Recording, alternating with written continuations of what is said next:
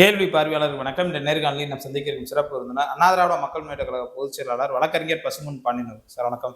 வணக்கம். உங்களுக்கு தெரியும், விஜய் அவர் முதலமைச்சராக தமிழ்நாட்டில் பதவியேற்றிருக்காங்க. எதிர்க்கட்சி தலைவராக இன்றைய தினம் சட்டப்பேரவையில் உதயநிதி ஸ்டாலின் அவர்கள் விஜய் அவர்கள் கூட கண்டுக்கிறாம இருக்காரு. மீண்டும் அந்த அதிமுக ஜெயலலிதா கலைஞர் அவங்களுடைய அந்த மோதல் போக்கு கடைபிடிக்க போறான்ற பல்வேறு கருத்துக்கள் கூட எழுந்து கொண்டிருக்கிறது. இதற்கு மத்தியில் விஜய் அவங்களுடைய பதவியேற்பு விழாவில் அழகிரி அவங்களுடைய மகள் அவர் கூட விஜய் அண்ணா ஒரு நான் ரசிகர் தான், நான் அவங்களுக்கு தான் வாக்களிச்ச அந்த மாதிரி பல்வேறு கருத்துக்களை கூட வைக்கிறாங்க. எப்படி பார்க்குறீங்க சார்? தமிழ்நாடு சட்டப்பேரவையில் வரலாற்று சிறப்பு மிக்க நீண்ட பாரம்பரியம், புகழும், சரித்திரமும் நிறைந்த தமிழ்நாடு சட்டப்பேரவைக்கு நம்முடைய தம்பி உதயநிதி அவர்கள் எதிர்க்கட்சி தலைவராக திராவிட முன்னேற்ற கழகத்தின் சட்டமன்ற குழு தலைவராக தேர்ந்தெடுக்கப்பட்டதற்கு இன்னும் எதிர்க்கட்சி தலைவர் முறையான அறிவிப்பு வரணும். ஆனால் அவர் தான் வரப்போகிறாரு. திராவிட முன்னேற்ற கழகத்தின் சட்டமன்ற உறுப்பினர் குழு தலைவராக தேர்ந்தெடுக்கப்பட்டிருக்கிறார். அதற்காக வாழ்த்துக்களையும் பாராட்டுக்களையும் தெரிவித்துக் கொள்கின்றேன். திறமையாக செயல்பட வேண்டிய நேரம். ஒரு நீண்ட நெடிய தமிழ்நாடு சட்டமன்றத்தில்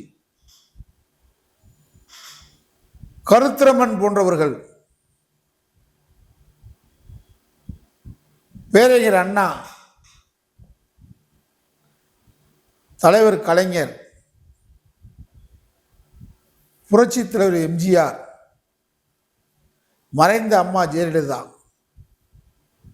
நம்முடைய தளபதி ஸ்டாலின் போன்றவர்களெல்லாம், OPS, Edappadi Palaniswami, G K. Moopanar, S R. Balasubramaniam, எனக்கு தெரிஞ்சு இவங்கெல்லாம் திறம்பட, கல்யாண சுந்தரம், பி. ராமமூர்த்தி, சங்கரையா போன்றவர்கள் எல்லாம் எதிர்க்கட்சி வரிசையிலே எதிர்க்கட்சியாக இல்லாமல் எதிர்க்கட்சியாக இருந்து ஆளுங்கட்சியை நேர் செய்த தவறை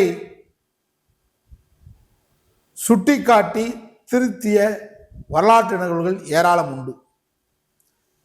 அந்த வரிசையில் தம்பி உதயநிதி மிகப்பெரிய இடத்துக்கு வர்றார். அவர் முதலமைச்சராக இருந்தால் கூட நான் இவ்வளவு பெருமிதம் கொள்ள மாட்டேன்.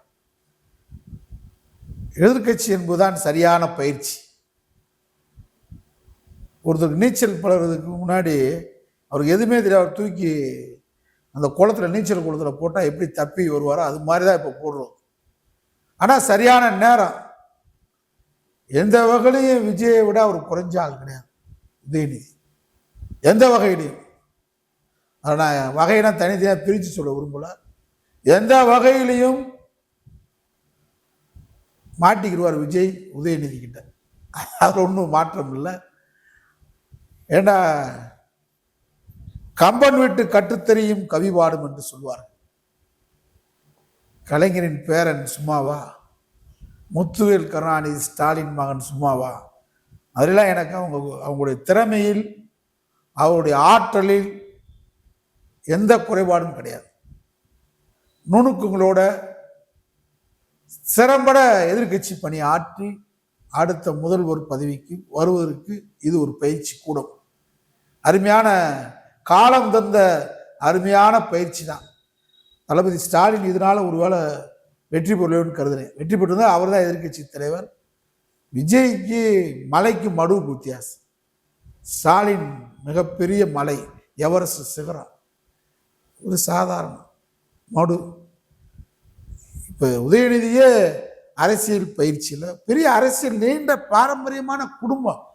என் குடும்பம் இருக்குன்னா எல்லாத்துக்கும் அரசியல் தெரியும். 40-50 வருஷமாக அரசியல் பண்ணிகிட்டு இருக்கேன். என்னுடைய பயணிக்கிறது வெளியே தெரியாது. உதயநிதி நேர்த்தா வந்தான்னு சொல்ல முடியாது. அவங்க அப்பாவுக்கு அவரை போய் முத அப்பாவை பார்க்கும்போது சிறையில் தானே பார்க்குறாரு. குழந்தைய பிறந்து எங்க அப்பா எங்க இருக்காருன்னா ஜெயில் கைதியா இருந்தார் நிசால. அதனால அவருக்கு நீண்ட நெடிய அவங்க தாத்தா முதல்வராக இருந்து அவங்களுக்கு அந்த பயிற்சி இருக்கு. அந்த பயிற்சியை முறையா எடுத்துக்கிறாரு. அதனால சட்டமன்றத்தில் சரியான வரிசை கட்டி அடிப்பார். தமிழகத்திற்கு எதிர்கட்சி வரிசையிலிருந்து செய்ய வேண்டிய பணியை பாஜக இங்கே கால் பதித்திருக்கிறது விஜய் மூலமாக. நிச்சயமாக பாஜக கொண்டு வந்திருக்கக்கூடிய திட்டங்களை தவிடுபடி ஆக்குவதற்கு உதயநிதி தலைமையில் எதிர்கட்சி வரிசையில் மக்களை பாதுகாக்கின்ற பணியை எதிர்கட்சியான கடமையை சரிவர செய்வார் என்று நம்புகிறேன், வாழ்த்துகிறேன். இன்னும் திமுக தொடர்ந்து தப்பு பண்றாங்க, மறு ஆய்வே பண்ண மாட்டேன்றாங்க. திமுக தலைவர்களுக்கும் தொண்டர்களுக்கும் பெரிய கேப் இருக்குன்றத உணருங்க. முதல் நீண்ட நெடிய கேப் இருக்கு. எனக்கு தெரிய பழைய திமுக காரங்கள்லாம் இந்த முறை நான் திமுக இருந்துட்டேன், நான் கலைஞர் எழுத்தை படிச்சு வந்தேன், நான் அண்ணா சிந்தனையை படிச்சு வந்தேன், நான் அதுக்காக நான் மட்டும்தான் திமுக ஓட்டு போடுவேன். என் வீட்டில் எல்லாரும் விசிலுக்கு போடுறாங்க, என்னான்னு தெரியல. இப்படி சொன்ன திமுக மிகைப்படுத்தி பேசல. இந்த பேட்டியை கவனமாக கேளுங்க. திமுக காரங்களே நிறைய பேர் மாற்ற வேண்டும். வெறுத்து போயிட்டான். பழைய திமுக காரனுக்கு பொற்குழின்ற பேர்ல மூர்த்தி கொள்ளையடிச்சுட்டு 5000 ரூபாய் மேடையில் ஏற்றி அசிங்கமா கூப்பிட்டு கீழே இறக்கிறதெல்லாம் பார்த்தோம். என்ன பொற்குழி 5000 ரூபாய்? நீங்க ஒரு பொய் நடந்திருக்கு, அரங்கேறு இருக்குன்னு உதாரணம் மதுரையிலாம் எடுத்துக்கிட்டீங்கன்னாக்க மூர்த்தி அடிக்கடி உதயநிதி வச்சு கூட்டம் நடத்துவார், நம்முடைய முதலமைச்சர் வச்சு நடத்துவார். முதலமைச்சர் உண்மையிலேயே மிகப்பெரிய ஆற்றலாளர், நான் அதெல்லாம் குறைஞ்சு மதிப்பிட முடியாது. அவர் 2017 இன்று வரை வெற்றி முகத்தை தந்தவர். ஆற்றல் உழைப்பெல்லாம் குறைஞ்சு மதிப்பிட முடியாது. நம்ம யாரை நம்பணும் யாரை நம்பக்கூடாதுன்னு உங்களுக்கு தெரியல. 5000 பேர் திமுக சேர்றாங்கன்னு அடிக்கடி கூட்டம் நடத்தினாரு. ஏன் கிழக்கு தொகுதியில் எத்தனை பேர் தோத்தார்? அவரு சேர்ந்தவங்களும் என்னன்னாங்க, எங்கேயாவது ஆளை கூட்டு வர சொல்றது செட்டப் எல்லாம் அதை குறைங்க. சேகர் பாபுக்கு ஒருத்தருக்கு மட்டும்தான் இந்த வெற்றி கிடைச்சிருக்கு. என்ன காரணம் கேட்டா, அவர் தேர்தல் அப்ப மட்டும் கொடுக்கல, தொடர்ச்சி 5 வருஷமா கலைஞர் பிறந்தநாள், அண்ணா பிறந்தநாள், ஸ்டாலின் பிறந்தநாள், உதயநிதி பிறந்தநாள்னு சொல்லிட்டு ஒரு பைக்கெட்டு 5000 ரூபாய் பொருள் உள்ள தொடர்ச்சியா 3 மாசம் 4 மாசம், ஒரு வருஷத்துக்கு 12 மாசம்னா 3 மாசம் ஸ்டாலின் பிறந்தநாள், 3 மாசம் அண்ணா பிறந்தநாள், 3 மாசம் கலைஞர் பிறந்தநாள், 3 மாசம் உதயநிதி பிறந்தநாள், இப்படியே நடத்தி தொடர்ச்சியான கூட்டங்களை நடத்தி அந்த பைக்கெட்டில் 5000 ரூபாய் பொருள். இதை நான் சென்னையில் அடிக்கடி பார்க்குறேன். கொண்டு அவர் திமுக பேச்சாளரே கூப்பிடுவது இல்லை. யாரு? சேகர் பாபு திமுக பேச்சாளர் யாரையும் கூப்பிடல. கஞ்சி இல்லாமல் இருக்கேன் திமுக பேச்சாளர்லாம், வறுமையில் வாடுறான். அவர் நடிகர் வடிவேலை கூப்பிட்டு வருவார், நடிகர் கருணாசை கூப்பிட்டு வருவார். கட்சிக்கே சம்மந்தம் இல்லாத ஆளுகளை கூப்பிட்டு ஒரு கூட்டத்தை போட்டு, ஆனால் அந்த திட்டம் அங்கே ஒர்க் அவுட் ஆச்சு. தேர்தலுக்காக மட்டும் செய்யலை, அந்த திட்டம் ஒர்க் அவுட் ஆகி தப்பிச்சாரு. கோலத்தூரை தோக்கடிச்சிருக்க கூடாது. அது மாதிரி அவங்க சொல்ற எழும்பூர்ல பரந்தாமன் சொல்லி அருமையான சட்டமன்ற உறுப்பினராக வந்தார். அந்த பரந்தாமன் ஏன் அவருக்கு நீங்க சீட்டு கொடுக்கல? கொள்கை பூர்வமாக பேட்டி கொடுப்பார், டிவி விவாதங்களை கலந்துக்கிட்டார். அவருடைய விவாதங்களை பார்க்கிறேன். தர்மசங்கடமான சூழ்நிலை கேள்வி கேட்பான், நுட்பமா பதில் சொன்னார். திராவிட இயக்க உணர்வோடு இருந்தார். அவர் திராவிட இயக்க உணர்வை அழிக்கிறதுக்காக சேகர் பாபு அவர் சீட்டு கொடுக்கல. ஏன் அவர் என்ன தவறு பண்ணார்? பரந்தாமன் எழும்பூர் திராவிட முன்னேற்ற கழகத்தின் கோட்டை. ராஜீவ்காந்தி சம்பவத்தின் போது, அவர் படுகொலை செய்யப்பட்ட சம்பவத்தின் போது கலைஞர் துறைமுகத்திலே வெற்றி பெறுகிறார். துறைமுகம் திமுக கோட்டை எப்பயும். இன்னைக்கு சேகர் பாபுடைய வேலைப்பாடை நான் மதிக்கிறேன் அங்க. ஆனா திமுக கோட்டை துறைமுகம். அன்னைக்கே 232 தூர்ல திமுக காலி. எழும்பூரில் பரிதி இளவழுதி வெற்றி பெற்றார். ஒரு நீண்ட பாரம்பரியமான குடும்பம் பரிதி இளவழுதி. அவங்க அப்பா இளம்பரிதி சென்னை மாவட்ட சேர்ந்தவர். அவர் மகன் பரிதி இளவழுதி. நீங்க திமுக செஞ்ச தப்ப சுய பரிசோதனை. பரிதி இளவழுதி ஏன் திமுக விட்டு போனாரு? எழும்பூர்ல அவருக்கு எதிராக திமுக பகுதி செயலாளர் வட்ட செயலாளர் அவருக்கு எதிராக வேலை பார்த்து தோக்கடிச்சாங்க. குறைந்த ஓட்டுல தோத்தார். இதை அவரு எழுதி கொடுத்தார் திமுக தலைமைக்கு. இவங்கெல்லாம் தப்பு பண்ணியிருக்கிறாங்க, இவங்களை நீங்க கட்சியில சேர்க்காதீங்கன்னு சொன்னார். தானே ஒருவராக இருந்து சட்டமன்றத்தில் போராடியவர் ஜெயலலிதா அம்மா முத ஆட்சிக்கு 91 வந்த உடனே கலைஞர் ராஜினாமா பண்ணிட்டார் துறைமுக எம்எல்ஏ பதவியை. திரும்ப அங்கே இடைத்தேர்தல் வந்து திமுக திரும்பவும் அண்ணா திமுக ஆட்சிக்கு வந்ததுக்கு முன்னாடி நடந்த இடைத்தேர்தலில் திமுக திரும்பவும் துறைமுகம் திமுக கோட்டை என்பதற்கு உதாரணம் செல்வராஜ் வெற்றி பெற்றார். அவர் பின்னாடி மதிமுக வந்துட்டார். 2 எம்எல்ஏ தான். ஒருத்தர் பரிதி எழுதி திமுக இருந்தாரு, செல்வராஜ் 92 மதிமுக வந்துட்டார். ஆனா பரிதி எழுதி ஒரு ஆள் சட்டமன்றத்தை கலக்கினார். அவரை தோக்கடிச்சிட்டாங்க திமுக காரங்களே. அண்ணா சொல்லுவார், திமுகவுக்கு எதிரி எங்கேயுமே இல்லை, திமுகவை யாராலும் அழிக்க முடியாது. ஆயிரங்காலத்து பயிர் திமுக. திமுக காரன் தான் திமுகவை அழிக்க முடியாது. திமுக காரன் தான் பரிதி எழுதியை தோக்கடிச்சான் வேலை பார்க்காம. அவருக்கு தெரியாமையே அவர்கிட்ட கேட்காமே திரும்ப அந்த துரோகிகளை கட்சியில சேர்த்துச்சு திமுக தலைமை. அதனாலதான் அவர் அண்ணா திமுக போனார், இறந்து போயிட்டார். அது வேற. இந்த தவறுகளாம் அதே மாதிரியா முடக்குறிச்சியில சுப்புலட்சுமி நான் துணை பொதுச்செயலாளர் பதவி, திமுக துணை பொதுச்செயலாளர் பதவி எவ்வளவு பெரிய பதவி.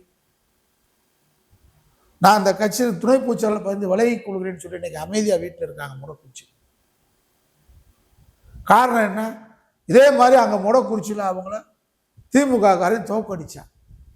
அவங்கள கட்சி நடவடிக்கை எடுக்கல.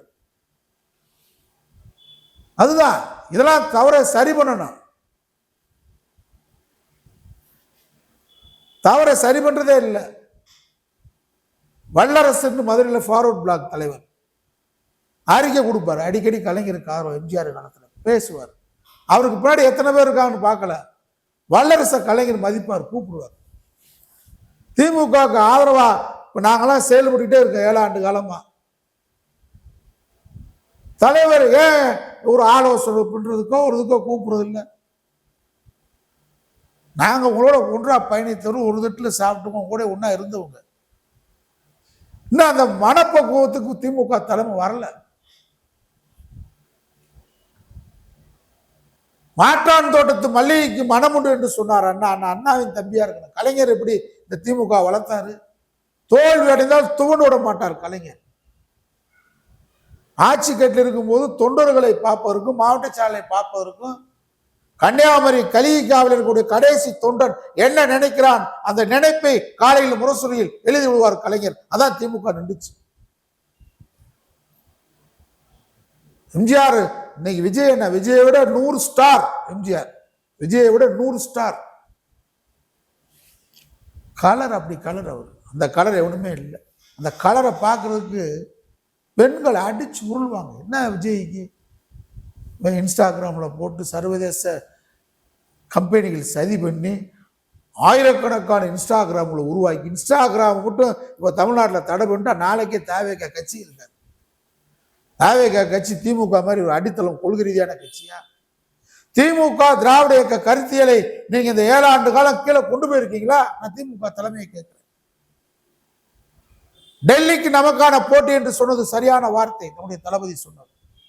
உங்கள் திட்டங்கள் அருமையானது, உங்கள் சட்டங்கள் நாட்டு மக்களுக்கு அற்புதமான சட்டங்கள். காலை உணவு திட்டத்தை வெளிநாட்டுக்காரன் யோசிக்கிறான். காலை உணவு திட்டம் அருமையான திட்டம். உங்களுடைய சமூக நோக்கு சோசியல் சயின்டிஸ்ட், சமூக விஞ்ஞானியாக ஸ்டாலின் திட்டங்கள் யாரும் குறைச்சி மதிப்பிட முடியாது. ஆனா அந்த திட்டங்களை திமுக தொண்டை எடுத்து போய் கொடுக்கணும், கீழே போகவில்லை. அந்த கடமையை செய்யல. மாவட்ட செயலாளர் சொன்னா சரிதான், மாவட்ட செயலாளர் மட்டும் சந்திப்பீங்க. அது மந்திரியா இருந்த மாவட்ட செயலாளர் மட்டும் தான் சந்திக்க முடிஞ்சு, வேற யாரும் சந்திக்க முடியல. சசிகலா அவர்கள் எப்படி ஜெயலலிதா அம்மாவுக்கு தடையா இருந்தாங்கன்னு சொல்லுவாங்க. அவங்க சந்திக்கிறதுக்கு இவங்க மூலமா தான் போக முடியும். அது மாதிரி இங்கே ஸ்டாலின் அவர்களை சந்திப்பதற்கு இமயமலையாக தடைகள் இருந்ததை ஸ்டாலினும் உணரல, உதயநிதி உணரல. இன்னையாவது உணருங்க. நாங்கள் இந்த கருத்தை ஏன் பேசுறோம்னா, எங்களுக்கு ஏதோ கிடைக்கணுங்களா நாங்கள் பேசுறோம். எதையும் மனந்திருந்து பேசுறாள். திராவிட கருத்தில் இந்த நாட்டில் தோற்றுடக்கூடாது. அதிமுக கட்சியை அழிச்சிருவாங்க. அது கருத்தியல் ரீதியான எப்பயுமே கட்சி கிடையாது. எம்ஜிஆர் கலைஞருக்கு எதிராக அந்த கட்சியை தொடங்கினார்.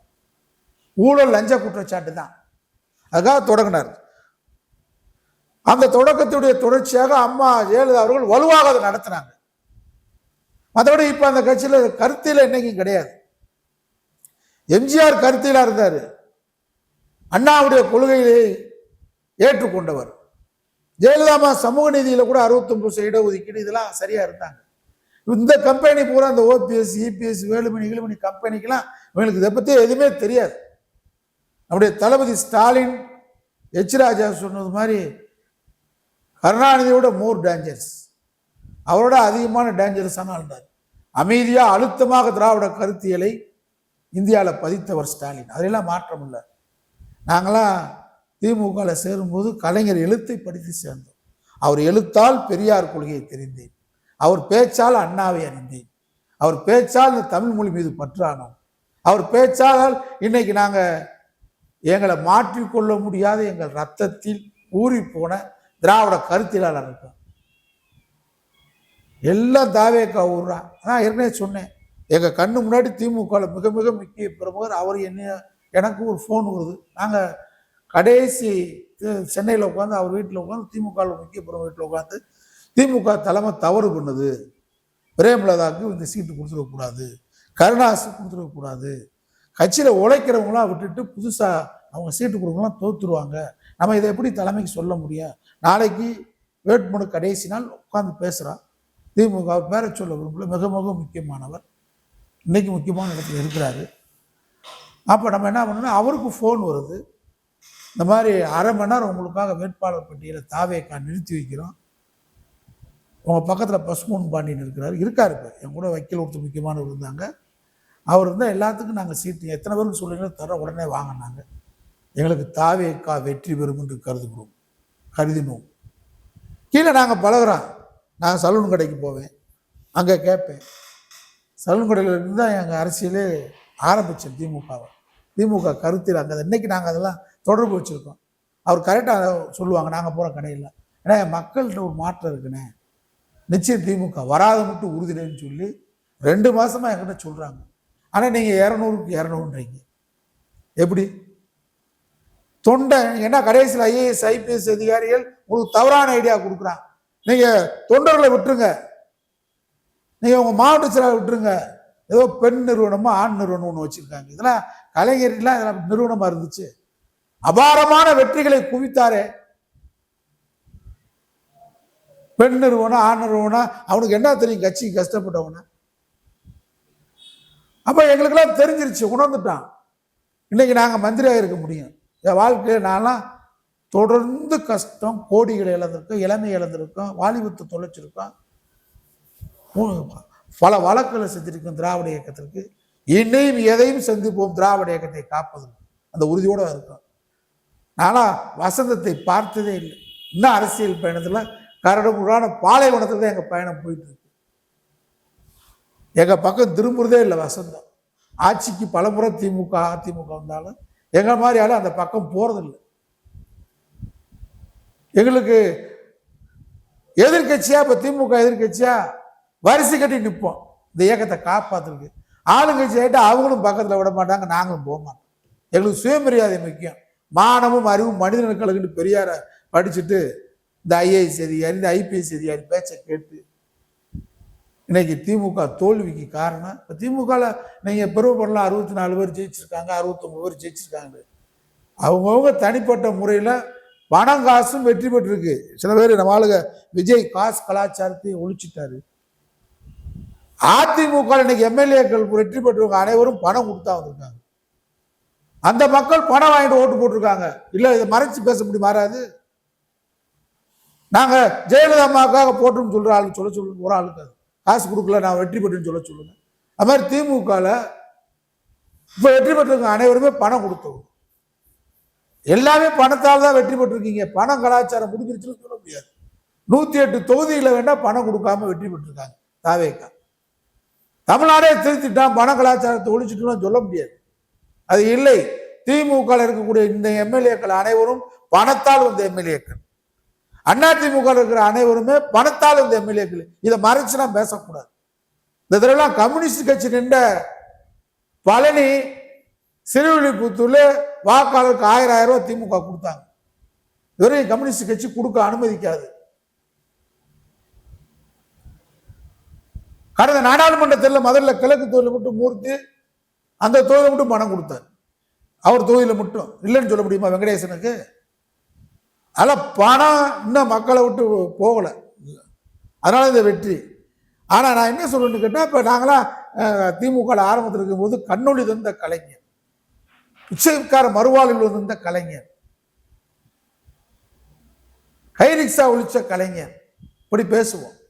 திட்டங்களை கொண்டு போய் கீழே போய் சேர்த்தோம்.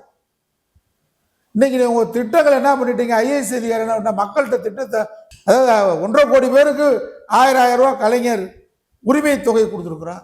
5000 பேருக்கு 5000 ரூபா பொங்கலுக்கு சிறப்பு தொகையாக கொடுத்துருக்குறோம். மக்களுக்கு விடியல் பயணம் கொடுத்துருக்குறோம்.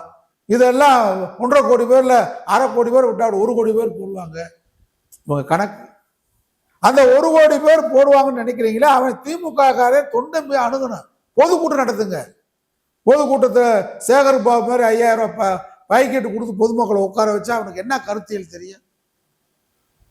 நான் மறைச்சு பேச விரும்பல. இனிமே பொதுக்கூட்டத்துக்கு முன்னாடி சேரே போடாதீங்க. பழைய முறைக்கு வரணும். பேச்சாளர் உருவாக்குங்க. திராவிட கருத்தியல் கொண்டு போய் சேர்க்கணும். சேர்த்துக்கிட்டே இருந்தோம் நாங்களாம். எம்ஜிஆர் காலத்துல 13 ஆண்டு காலம் எத்தனை கூட்டம் நடத்திருக்கு சொல்லுவேன். பேர் எத்தனை பேச்சாளர் ஒருத்தர் சொல்ல சொல்லுங்க. இன்னைக்கு இலக்கிய நம்முடைய சிறுகதை மன்னன் SS தென்னரசு, ஒண்ணுமே மதுரை சிறுகதை மன்னன் SS தென்னரசு வச்சு கூட்டம் நடத்துவேன். திருப்பூணம் தா சோனையா, புதுக்கோட்டை தமிழரசி, எவ்வளவு பேச்சாளர்கள். இளம்பருதி சென்னையிலிருந்து கூட்டு வருவோம். வெற்றி கொண்டா, தீப்புரி ஆறுமுகம், பருதியில விழுதி, மணிசாமி கச்சேரி, முருகபாண்டியன், பலவரு முருகபாண்டியன், நன்னில நடராஜன். என்ன ஒருத்தன் இன்னைக்கு எந்த இதையும் பார்க்காதவன். இந்த கருத்துக்கள் இருந்தாலும் அழகிரி மகள் அவங்களுடைய கருத்து இதுகெல்லாம் திமுக. அதே மாதிரி அரசாங்க ஊழியர்கள், ஆசிரியர்களுக்கு ஹெவி லோடு பணி. அவங்க தான் சின்ன பையன் சொல்லி ஓட்டை மாற்றி போறாட்டாங்க. ஆசிரியர் பணி என்பது தேர்தல் SAR பணி. அவங்க தான் செய்தவங்க. அவங்க தான் வாக்குச்சாவடியில் உட்காந்துருக்கவங்க. அவங்க தான் தேர்தலை நடத்துறவங்க. அவங்க நினைச்சா மாற்ற முடியும். இந்த ஆண்டு தாவேகாவுக்கு அதிகமான வாக்குகள், தபால் வாக்குகள் பெற்றிருக்கு. காரணம், அரசாங்க ஊழியர்களை கண்டுகொள்ளவில்லை. தொடர் போராட்டம், வருவாய் ஊழியர்கள் போராட்டம், தொடர்ச்சியான போராட்டம். இதெல்லாம் ஆசிரியர் பணியெல்லாம் சாதாரண கருது. அவங்க தான் வாக்குச்சீட்டு சேர்க்கிறது, வாக்காளர் நீக்கிறது, இந்த பணி கூட அவங்க தான் பார்க்கறது. அவங்களோட கோட்டை விட்டாங்க. கட்சிக்காரங்கிட்ட தொடர்பே இல்லை. மூர்த்தியை கீர்த்தின்றீங்க. என்ன செஞ்சார் அவரு? கொடான ஓடி பணங்களை வச்சு கொள்ளையடிச்சு, பணங்களை பார்த்தா அவரெல்லாம் பங்களாக்களும் அரண்மனைகளும் கல்யாண மகால்களும். எப்படி சாமானியமான தொண்டை அதான் வச்சேன் ஆப்பு கிழக்கு தொகுதி. எல்லா கருத்து கணிப்புல அவர் வெற்றி பெறுவார்னு சொன்னாங்க. அது மாதிரி அழகிரி அவர்களை பொறுத்தவரை 15 ஆண்டுகள் ஆச்சு அவர் திமுகல இருந்து நீக்கப்பட்டு. அவங்க பொண்ணு இன்னைக்கு கையில் விழுவி பார்த்துருக்காங்க. அவங்களுக்கு ஒரு கோபம் இருக்கு. அவர் கூட இருந்த ஒரு 6-7 பேரை தேர்தலுக்கு 4 நாளைக்கு முன்னாடி சேர்க்கிறீங்க. அதை முன்னாடி சேர்த்தா என்ன? அவர் முன்னாள் துணை மேயர் உட்பட சில பேர் அதிமுகவே போயிட்டாங்க. அரசியல்வாதி ஆடுன காலும் வாடுன வாயும் சும்மா இருக்காதுங்க. அரசியல்வாதி இந்த அரசியல் இப்போ எங்க மாதிரி எந்த வாய்ப்பு எங்களுக்கு வந்தாலும் வேணாம், நாங்கள் திராவிட கருத்தியில ஆதரிப்போம், திமுகவை ஆதரிப்புன்னு சொல்லி கோடிகள் தான் ஒருத்தர் தான் இருப்பேன். இனிமே புது வரவை கொண்டு வரணும். கலைஞரை உடன்பிறப்பேன்னு எழுதி கொண்டு வருவார். அந்த ஆற்றல் கலைஞருக்கு இருந்துச்சு. இன்னைக்கு புது வரவு திமுக இருக்கா? என்ன கொச்சு கொள்கை லட்சியத்தை சொல்லி எழுதிருக்கீங்க? பேருக்கு ஏமாத்துறாங்க. 5000 பேரை கொண்டு வந்து சேர்த்தேன், அறிவாலயத்தில் கூட்டம், கலைஞர் திருமண மண்டபத்தில் கூட்டம் சேர்க்கிறாங்க. அது மாதிரி அழகிரியை பொறுத்தளவில் தென் மாவட்டத்தில் வலுவாக இருந்தார். அவருக்காக கூட நம்ம கட்சி விட்டு நீக்கப்பட்டேன். ஏன்னா நான் தவறுனால் அவர்னாலும் சரி யாருனாலும் சரி சுட்டி காட்டுவேன். நான் நீக்கப்பட்டதுக்கு காரணமே அவர் தவறை சுட்டி காட்டுதான். இருந்தாலும் கட்சியை நடத்தினார், வலுவா நடத்தினார், தொய்வின்றி நடத்தினார். நான் அந்த இடத்துல மாறுபடல. தொண்டர்கள்ட்ட நான் சொன்னேன்ல, நேரடி தொடர்பு வச்சிருப்பார். அவர் ஏமாற்ற முடியாது மாவட்டத்தில். இப்ப ஸ்டாலினை ஏமாத்துற மாதிரி அழகிரி ஏமாற்ற முடியாது, யாருமே ஏமாற்ற முடியாது. இந்த கைலிவெளியெல்லாம் சின்ன குழந்தையா இருக்கும்போது அவங்க அப்பாவை பார்த்தவங்க, இரவும் போலாக அவர் அலைகிறத பார்த்தவங்க, இந்த கட்சிக்கு அவர் பாடுபட்டதை பார்த்தவங்க, அவரை தேடி எப்பொழுதுமே தொண்டர்கள் பட்டாலும் வீட்டுக்கு போனதை பார்த்தவங்க, அப்பாவை பரபரப்பாக பார்த்துட்டு இந்த 10-15 ஆண்டுகளாக அவர் முடங்கி கிடக்கிறத அவங்க வளர்ந்துட்டாங்க. அவங்க மனசில் ஒரு கோபம் இருக்கும். இந்த கோபத்தை தணிக்க வேண்டியது அண்ணாவின் தம்பின்றோம், மன்னிப்போம் மறப்போம்ன்றோம், மாற்றான் தோட்டத்து மல்லிகைக்கு மனமுன்றான். எல்லா தாராள குணமும் உள்ளக்கூடிய ஸ்டாலின் அவர்கள் இதை இவ்வளவு குறையோடி போட்டு இருக்க வேண்டிய அவசியம் இல்லை. எத்தனை ஆண்டுகள் வாழ போறோம், இன்னொரு தடவை பிறக்க போறதில்லை நீங்க. அதனால அவர் எவ்வளவு பெரிய சில தவறுகள் நடந்தது, மன்னிக்க முடியாத தவறுகளும் நடந்தது அழகிரியால், அது வேறு. ஆனால் எல்லா தவறுகளும் மன்னிக்கக்கூடிய தவறுகள் தான், மறக்கக்கூடிய தவறுகள் தான். மன்னிக்கும் குணம் இருந்தாலே, மறக்கக்கூடிய குணம் இருந்தாலே நம்ம உயர்வான இடத்துக்கு செல்லலாம். ஸ்டாலின் நிறைய அற்புதமான திட்டங்களை நாட்டுக்கு தந்தாரு. கட்சிக்குள்ள இவ்வளவு நெருக்கடி இருக்கு. இன்னும் இந்த உதயநிதி நீங்க போட்டிருக்கீங்க, வரவேற்கிறேன். இன்னும் மறுபடியும் நீங்க அப்படியே தான் இருக்கீங்கன்னு உதாரணம் ஏவா வேறுவதான் நீங்க மறுபடியும் கட்சியில மெயினா கொண்டு வந்திருக்கீங்க, நேருவதான் கொண்டு வந்திருக்கீங்க.